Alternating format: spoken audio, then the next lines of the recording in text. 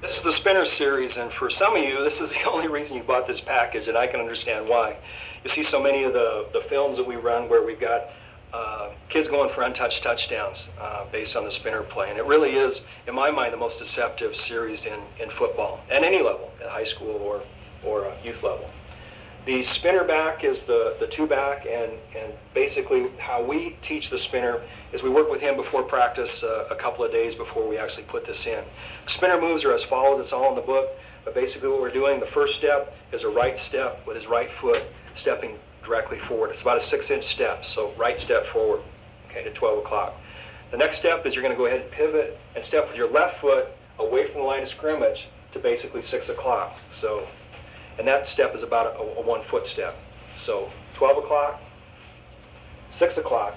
The last step is the most difficult. You're going to pivot on that left foot and bring the right all the way around.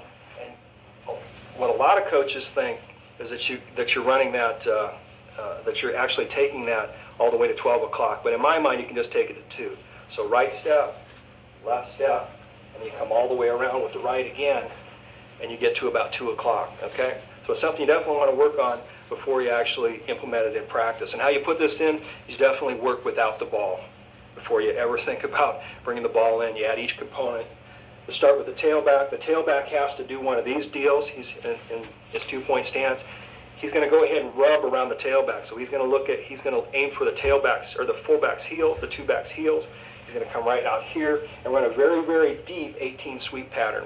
The reason he's got to run so deep is because the wingback's going to fit right inside of him, okay? So the wingback's going to go on motion on the S of set. On the G of go, he should be right behind the right tackle, and he'll go ahead and accelerate and come just underneath the tailback. So what we're looking for is really at the snap, or just past the snap rather, we'll have the wingback here, tailback here, and fullback, all three aligning. And when the linebackers are here, and our guys are down in those really low stances, and our kids are foot to foot, it's very, very difficult to say who the heck's got the football, okay? So we'll run basically 3 or 4 plays off of this series of plays. We're going to start with spinner 26 power. So our kids already know power, right? We're going to go ahead and kick out with our blocking back. We're going to run underneath here with this little motion. Hopefully we're going to draw the outside linebacker and the corner away from the play. And 26, our 2-back will just keep it and run off tackle. Our right guard will pull around just like he does on power. So our linemen aren't learning anything new. We're just learning a new backfield action. And while this might look a little complicated, for some of the first-year teams, maybe you put this in later in the season.